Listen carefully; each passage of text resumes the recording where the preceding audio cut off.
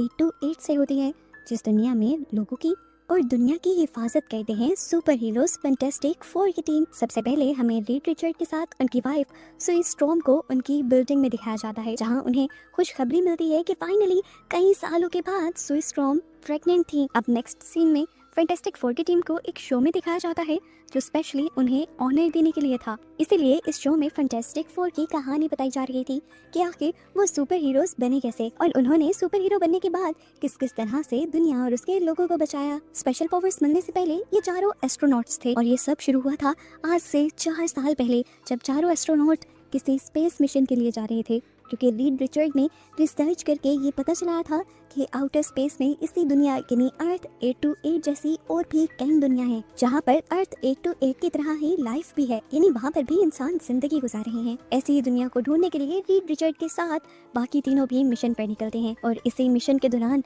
Space में ही उनका बहुत बुरा एक्सीडेंट हो जाता है। उनकी शिप एक कॉस्मिक स्टॉर्म से टकरा जाती है, जिसकी वजह से टीम की चारों लोगों की बॉडीज में कॉस्मिक रेडिएशंस आ जाती हैं। इससे ये लोग मरते तो नहीं, लेकिन यही कॉस्मिक रेज इनकी बॉडी के डीएनए को ही चेंज कर देती हैं और ये डीएनए का बदलाव उनकी बॉडी में कुछ नई पावर्स को पैदा कर देता है। जैसा कि रीड रिचर्ड को मिलती है स्ट्रेच करने की पावर, वो अपनी बॉडी को जितना भी स्ट्रेच करें उनकी कोई हड्डी या मसल नहीं टूटेगा। सुई स्ट्रॉम को पावर मिलती है अपने आप को इनविजिबल करने की और साथ ही वो अपनी माइंड की पावर से किसी भी चीज को उठा भी सकती है और कहीं और भी ले जा सकती है। सुई स्ट्रॉम के भाई जॉनी स्ट्रॉम को मिलती है फॉरवर्ड प्रोजेक्शन की पावर, वो आपको पैदा कर सकते थे, उसके साथ खेल सकते थे, उसे इस्तेमाल कर सकते थे अपने फायदे और कामों के लिए, यहाँ तक कि वो आग को मैनिपुलेट भी कर सकते थे और इसी आग को बनाते हुए अक्सर वो रॉकेट की तरह हवा में भी उड़ सकते थे। और इनकी चौथे साथी बेन ग्रिम की बॉडी में तो बहुत ज्यादा पावर आ जाती है, जिसकी वजह से उनकी बॉडी भी पत्थरों में बदल जाती है। इन पावर्स को मिलने के बाद जब ये लोग अर्थ पर आए तो इन्होंने अपनी पावर्स को दुनिया की और इंसानों की भलाई के लिए इस्तेमाल करना शुरू कर दिया और इसी वजह से इन चारों को न्यू सुपर हीरोज के नाम से जाना जाने लगा। इसी शो में दिखाया जाता है कि किस तरह फैंटास्टिक फोर की टीम मॉलपेन से भी लड़ी थी, जो उनकी दुनिया को तबाह करने के लिए आया था, और उसके बाद जब दुनिया पर रेड घोस्ट ने हमला किया अपनी टीम के साथ, तब भी फैंटास्टिक फोर की टीम ने उन्हें अच्छा मजा चखाया और अपनी दुनिया से निकाल दिया। यहीं पर हमें पता चलता है कि रीड रिचर्ड दुनिया का सबसे ज़हीन इंसान भी है, जिसने मल्टीवर्स को भी डिस्कवर कर लिया है। इस शो में ये भी बताया जाता है कि फैंटास्टिक फोर की उनकी दुनिया में बहुत ज़्यादा अहमियत है, यहाँ तक कि यूनाइटेड नेशंस की मीटिंग में भी फैंटास्टिक फोर को न सिर्फ बुलाया जाता है बल्कि उनकी बातें मानी भी जाती हैं। यूनाइटेड नेशंस की बात करते हुए मूवी में ये भी हिंट दिया जाता है कि अर्थ 828 के अंदर डॉक्टर डूम की भी कंट्री है, जिसके ऊपर वो राज करते हैं। खैर यहीं पर फैंटास्टिक फोर का ये शो खत्म हो जाता है और ये चारों घर आ जाते हैं, जहाँ पर रीड रिचर्ड बाकी दोनों साथियों को ये खुशखबरी देते हैं कि जल्द ही उनके घर एक छोटा सा बेबी आने वाला है। और ये खबर सुनकर जॉनी स्ट्रॉम बहुत ज़्यादा खुश हो जाता है। उसकी एक्साइटमेंट इतनी ज़्यादा थी कि उन्होंने आज पूरी रात पार्टी करते हुए गुजारी। खैर अब अगली सुबह हमें दिखाया जाता है कि रीड रिचर्ड किसी चीज़ पर रिसर्च कर रहे हैं और वो है टेलीपोर्टेशन, यानी वो किसी भी एक चीज़ को या एक इंसान को किसी भी दूसरी जगह टेलीपोर्ट करके बिना सफर किए एक जगह से दूसरी जगह पहुंचाने पर काम कर रहे थे और उनकी रिसर्च तकरीबन कंप्लीट भी होने वाली थी। अब उनकी रिसर्च को टेस्ट करने का टाइम था, जिसके लिए जॉनी स्ट्रॉम उनकी मदद करने के लिए आता है और ये लोग मिलकर एक अंडे को टेलीपोर्ट करने की कोशिश करते हैं, ज़्यादा दूर नहीं, बस कमरे में ही एक टेबल से दूसरे टेबल पर।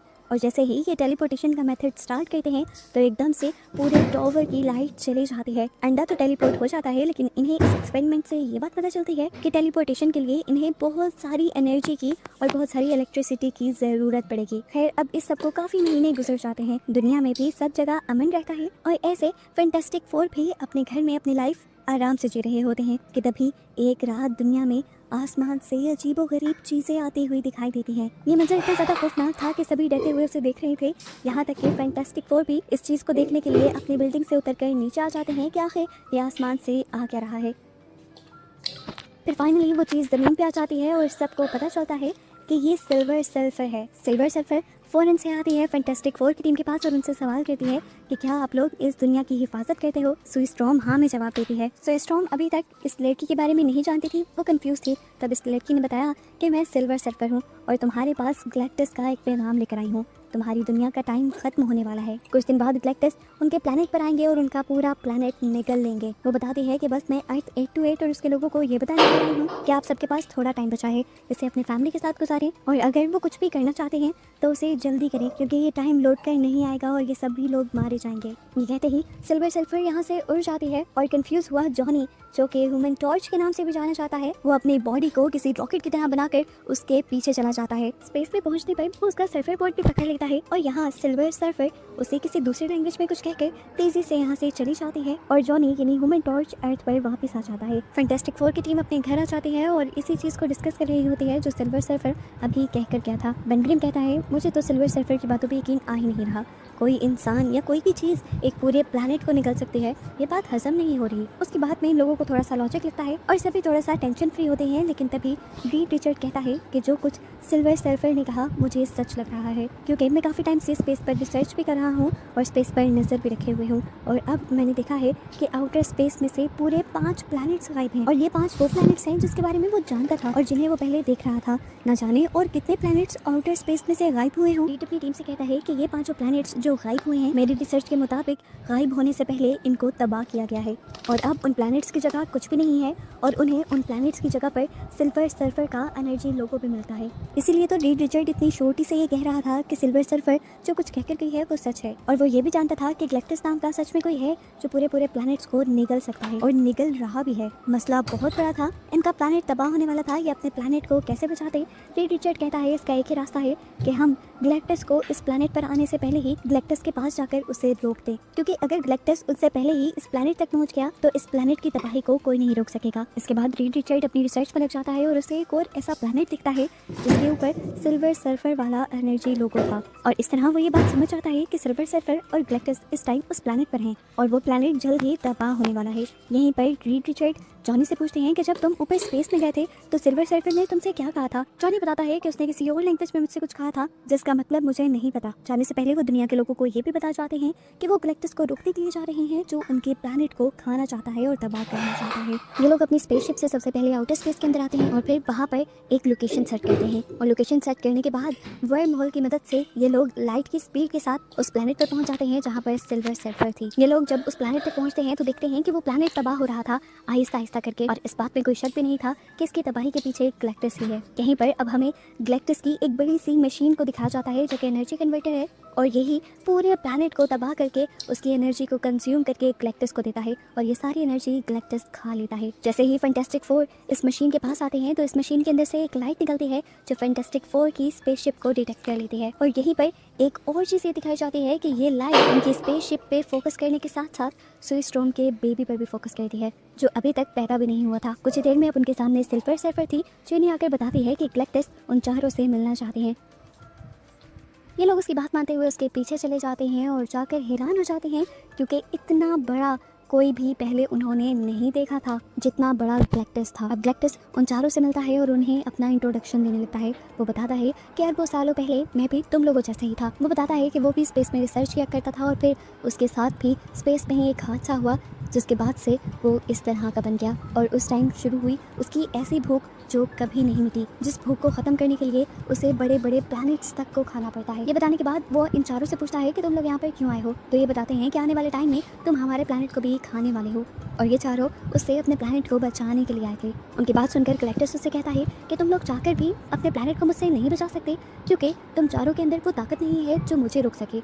लेकिन हाँ, वो रीड रिचर्ड से कहता है कि ये पावर तुम्हारे बेटे में ज़रूर है, वो बच्चा जो अभी पैदा भी नहीं हुआ। गैलेक्टस उन्हें बताता है कि वो बच्चा तुम्हारी तरह नहीं है, वो बच्चा बहुत ज़्यादा पावरफुल है और साथ ही वो मेरी तरह भूखा भी है, बहुत ज़्यादा भूखा। और तुम्हारे बेटे के अंदर वो सारी काबिलियत है कि वो आगे मेरा तख्त संभाल सकता है और तुम्हारे ही बेटे के अंदर वो ताकतें भी हैं जिनका इस्तेमाल करते हुए वो मेरी इस भूख को हमेशा के लिए ख़त्म भी कर सकता है और मुझे छुटकारा दिलवा सकता है इस कभी ना मरने वाली भूख से। गैलेक्टस अब उन चारों से कहता है मैं तुमसे एक डील करना चाहता हूँ। तुम चाहते हो कि मैं तुम्हारे प्लैनेट को नुकसान न पहुंचाऊं, तो ठीक है, मैं तुम्हारे प्लैनेट को नुकसान नहीं पहुंचाऊंगा, इसके बदले मुझे तुम्हारा बच्चा चाहिए। ये बात सुनकर वो चारों हैरान हो जाते हैं और रीड रिचर्ड तो इस सोच में पड़ जाता है कि आखिर क्या है उनके बेटे में ऐसा जो गैलेक्टस उसकी इतनी तारीफें कर रहा है। यहाँ तक कि वो उस बच्चे के बदले में उनकी पूरी दुनिया को भी बख्श रहा है। सौदा शायद बुरा नहीं था, लेकिन कोई भी अपना बेटा किसी को क्यों देता? रीड रिचर्ड और सुई स्टॉर्म अपना बच्चा गैलेक्टस को देने से इनकार कर देते हैं। उनका इनकार सुनकर गैलेक्टस को गुस्सा आ जाता है और वो अपनी पावर्स का इस्तेमाल करते हुए सुई स्टॉर्म को अपनी तरफ खींचने लग जाता है। ये देखकर जॉनी स्टॉर्म फौरन लाइट में बदल जाता है और अपनी बहन को बचाने जाता है। इसी सब के दौरान यहाँ पर उससे लड़ने के लिए सिल्वर सर्फर भी आ जाती है और वो सिल्वर सर्फर से बहुत अच्छे से लड़ता है और उसे रोकता भी है। और इस दौरान टीम के बाकी मेंबर्स जल्दी से अपनी स्पेसशिप में चले जाते हैं और आखिर सिल्वर सर्फर को हराने के बाद जॉनी भी अपनी स्पेसशिप में आ जाता है और ये चारों अपनी दुनिया में लाइट की स्पीड से वापस आने लगते हैं। और इस दौरान हम देखते हैं कि सिल्वर सर्फर भी लाइट की स्पीड से ही इनका पीछा कर रही थी। ये देखते हुए रीड समझ जाता है कि सिल्वर सर्फर ऐसे तो उसका पीछा नहीं छोड़ने वाली। वो फैसला करता है कि वो सिल्वर सर्फर को ब्लैक होल में फंसा देगा। ऐसा करने के लिए वो बेन ग्रिम से कहता है कि वो स्पेसशिप को पास के एक ब्लैक होल में ले जाए। बेन ग्रिम यहाँ पर एक नए बनने वाले ब्लैक होल के पास उनकी स्पेसशिप को ले आता है। उनका पीछा करते हुए सिल्वर सर्फर भी यहाँ जाते हैं, जिसके बाद बड़ी ही होशियारी से रीड रिचर्ड अपनी स्पेसशिप को ऊपर की तरफ खींच लेता है और वो ब्लैक होल सिल्वर सर्फर को अपने अंदर खींच लेता है और इस तरह वहीं पर सिल्वर सल्फर कैद हो जाती है। रीड रिचर्ड अपनी टीम को बताता है कि सिल्वर सल्फर को यहाँ से निकलने में लगभग 1 महीना तो लग ही जाएगा और 1 महीने तक अब इनका प्लैनेट सेफ है और इन्हें अपने प्लैनेट को बचाने के लिए थोड़ा और टाइम मिल चुका है। अब इसी सफर के दौरान सुई स्ट्रॉम को बहुत ज़्यादा पेन होने लग जाता है और आखिर उसके पास जन्म होता है एक बेटे का, जिसका नाम वो फ्रैंकलिन रिचर्ड रखते हैं। फाइनली ये लोग अपनी अर्थ पर भी लैंड कर जाते हैं और उनके नीचे आते ही सारे मीडिया वाले उन्हें घेर लेते हैं। सभी लोगों को लग रहा था कि फैंटास्टिक फोर की टीम गैलेक्टिस को हरा आई है और अब उनकी दुनिया सेफ हो चुकी है।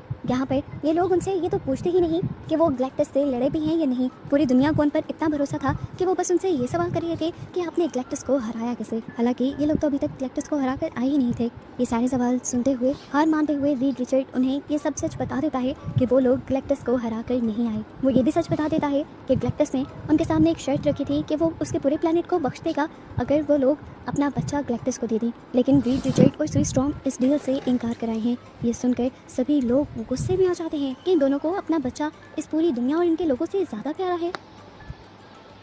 सभी लोग ये बात समझ गए थे कि जल्द ही गैलेक्टिस उनकी दुनिया पे आएगा और उनकी दुनिया को निगल जाएगा। सभी लोग अब गुस्सा करके रीड से पूछने लग जाते हैं कि आखिर तुमने अपना बच्चा उसे क्यों नहीं दिया? तुम्हारे एक बच्चे के बदले हम सब लोगों की जान बचाती। लेकिन रीड इस बात का कोई जवाब नहीं देता और फैंटास्टिक फोर की टीम को लेकर अपने घर वापस चला जाता है। सीन कट होकर दिखाया जाता है कि अब 1 महीने का टाइम तो गुजर चुका था। सिल्वर सल्फर भी ब्लैक होल के कैद से बाहर निकल आई थी और वो गैलेक्टिस को जाकर बताती है कि वह उन चारों को पकड़ने में नाकाम रही। यहाँ पर गैलेक्टिस उससे कहता है जो भी हो जाए तुम्हें वहाँ जाना पड़ेगा और मुझे अब उनका प्लैनेट नहीं बल्कि उनका बच्चा चाहिए, क्योंकि उसके बच्चे के अंदर बहुत ज़्यादा पावर्स हैं, ऐसी पावर्स हैं जिसके बारे में कोई सोच भी नहीं सकता और वही बच्चा मुझे मेरी भूख से छुटकारा दिलवा सकता है। ये बात करते ही गैलेक्टिस और सिल्वर सर्फर अर्थ 828 की तरफ बढ़ने लग जाते हैं और यहाँ रीड रिचर्ड को भी ये खबर मिल जाती है कि अब गैलेक्टिस उनके प्लैनेट तक पहुँच रहा है। रीड रिचर्ड ये जान गया था कि दुनिया को बचाने के लिए उसके पास सिर्फ कुछ दिनों का वक्त रह गया है, जबकि अब पूरी दुनिया के लोग भी फैंटास्टिक फोर को बुरा भला कहने लगे हैं। सब लोग उनके पुतले बना बना कर चला रहे हैं क्योंकि सब लोगों को लगता है कि फैंटास्टिक फोर बहुत ज़्यादा खुदगर्ज है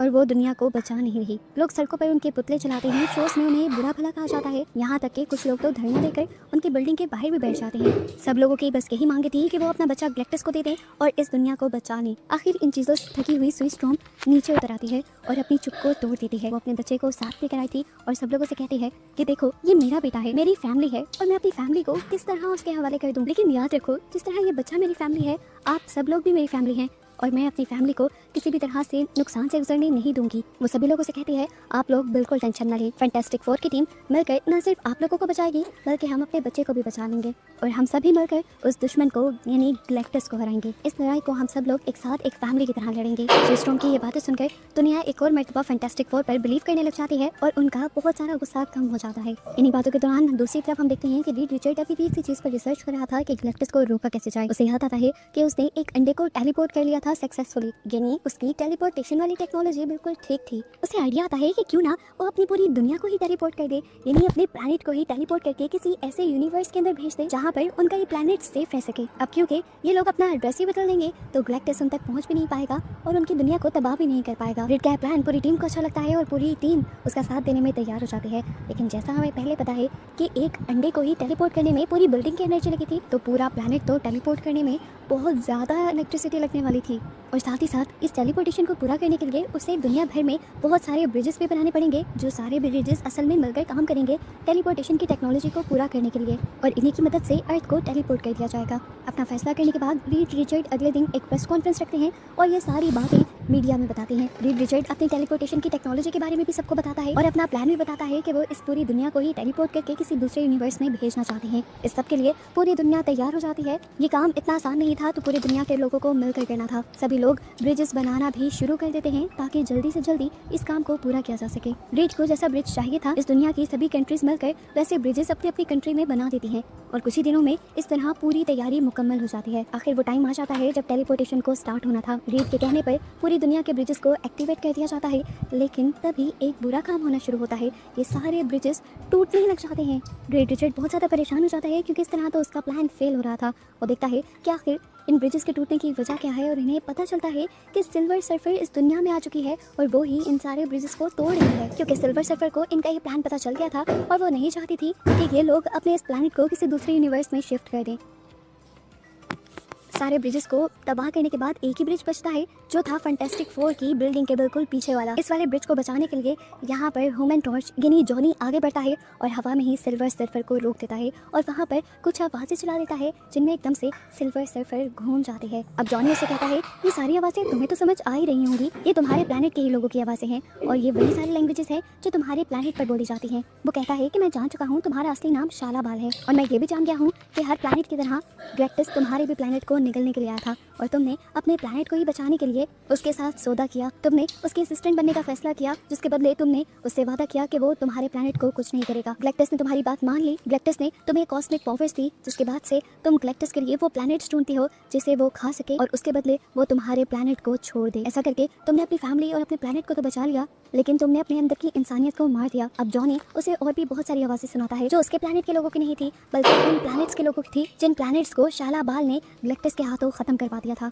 वो कहता है कि देखो और सुनो, इन आवाज़ों में कितना दुख है। इन प्लैनेट्स को तुम तबाह करवा चुकी हो, जैसे अब तुम हमारे प्लैनेट को तबाह करवाने आई हो। वो बताता है कि तुमने गैलेक्टस के हाथों अपना प्लैनेट तो बचा लिया और उसके बदले तुम अब हमारे प्लैनेट को तबाह करवाना चाहती हो, लेकिन मैं भी तुम्हारा ये प्लान कामयाब नहीं होने दूंगा, क्योंकि जैसे वो प्लैनेट तुम्हारा घर था, इसी तरह ये प्लैनेट हमारा घर है। इस टाइम हम देखते हैं कि सिल्वर सर्फर को जॉनी की बातें सुनकर बहुत ज़्यादा दुख हो रहा था। उसे एहसास हो रहा था कि उसने जो कुछ आज तक किया अपने प्लैनेट को बचाने के लिए वो गलत किया। इसलिए वो अब जॉनी से कहते हैं कि कुछ ही देर में गैलेक्टस यहाँ पर पहुँचने वाला है। आते ही वो तुम्हारे प्लैनेट को भी डिस्ट्रॉय कर देगा और तुम्हारी बहन के बेटे को भी ले लेगा और मैं चाहकर भी उसे रोक नहीं पाऊंगी, क्योंकि मुझ में भी इतनी ताकतें नहीं है। मैं नहीं जानती कि तुम इस प्लैनेट को बचा सकते हो कि नहीं, लेकिन मैं इतना ज़रूर जानती हूँ कि तुम्हें इतना मौका ज़रूर मिल रहा है कि तुम अपनी फैमिली को लेकर यहाँ से कहीं जा सकते हो और गैलेक्टस से अपने आप को बचा सकते हो। ये बातें सुनकर अब जॉनी अपनी बिल्डिंग में वापस आ जाता है, जहाँ पर रीड रिचर्ड पहले से ही उसका वेट कर रहा था। उसके पास पूरी दुनिया से कॉल्स आ रही थी कि उसका प्लान फेल हो गया है और अब क्या होगा। काफ़ी लोग तो ये पूछ रहे थे कि दुनिया कब टेलीपोर्ट होगी। सभी लोग बहुत ज़्यादा परेशान थे, प्लान फेल हो चुका था। वो अब सभी लोगों को कॉन्फ्रेंस कॉल करके कहता है कि हमें गैलेक्टस से दूर नहीं जाना,